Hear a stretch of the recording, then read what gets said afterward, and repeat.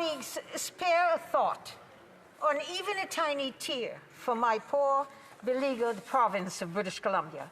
First, there were heat waves in the summer. Then there came fires, and it was only up to 2 months ago that we were able to deal with putting out those fires and dealing with repairing of what was going on. Now we face floods. Not only have we had the floods, but we hear that in a week there's going to be over 80 to 100 millimeters of rainfall and storms hitting the same province in the same area. And that 2 weeks from thence, there's going to be another set of storms. So just spare a thought for my province. It is not only about the cost of human life and misery and the displacement of families and people, but there is also the cost to dairy farmers. This part of the world in British Columbia is the capital of dairy farming in our province. And, so you think about what's been happening. We've heard that 500 cows died. We have heard that the Fraser Valley is facing a problem where neighboring communities are taking and adopting cattle to bring them into their own farms to take care of them temporarily until things can change. We're hearing this happen even from nearby Alberta and from Washington, D.C., who are trying to help out with this problem. We've heard about the economic costs. We've heard about it all about the cost of rebuilding, the cost to businesses, the cost to the dairy industry, the cost to the farming industry. We've seen supply chains cut off. We've seen gas being rationed in the province of British Columbia. We've seen fuel and medicines unable to get to people who need them.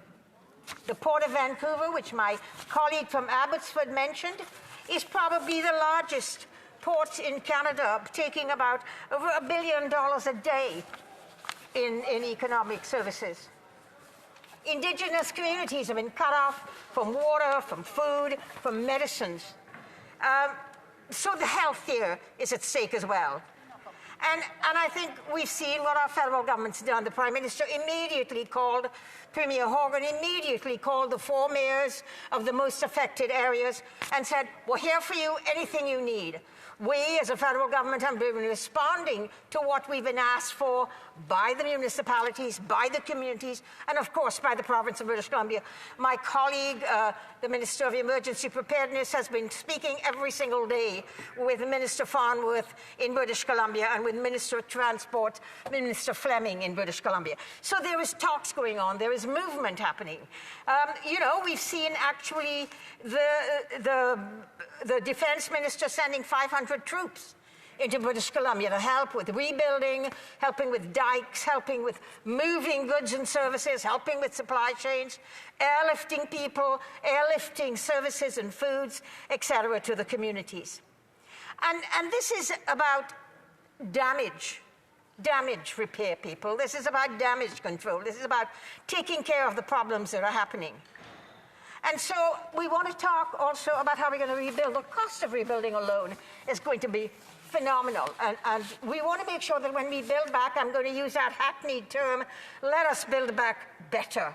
Let us make sure that the materials that we use are materials that are going to be resilient, that are not going to be damaged by water and floods, that are not going to be damaged by fire, that will be able to survive some of these disasters that we see coming and hitting the province so quickly, so that we can be resilient and not always have such an enormous damage done to us. But, so we need to talk about the cost of rebuilding, the cost of preventing, the cost of mitigating, the cost of protecting communities from climate change. But I just want to mention, before I talk about how the provinces have come together, the province, the federal government, the neighboring provinces, the municipalities, every one of the governments are pulling in the same direction. We're all working together to make something, to make change, to protect, and to move forward. But I want to talk a little bit about the unsung heroes here, the frontline workers, the firefighters, the police, the RCMP, all of the community organizations that have formed volunteer groups to go out there and to help their communities. Let us talk about the community people who have just come forward. I mean, we hear a story about a Sikh community suddenly bringing in food and medicines whatever is needed to communities. We've seen about people renting, helping, adopting farm animals, helping with milking of animals and cows. We've seen families feeding each other, taking each other into their homes. That is what, as everyone has said, we do as Canadians.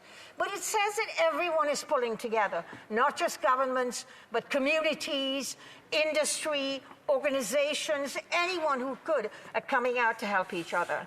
And of course, not to mention the individuals across the country who have been donating money to the Red Cross.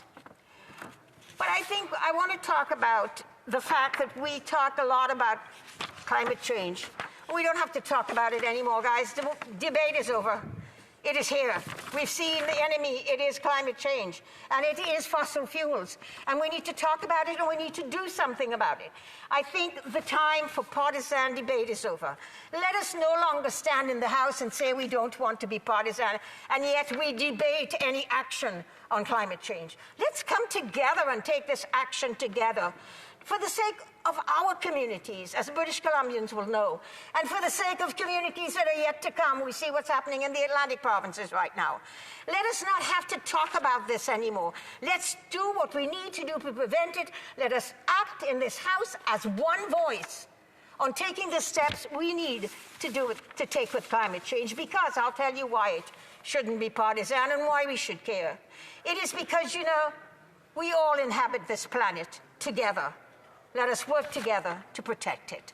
Thank you.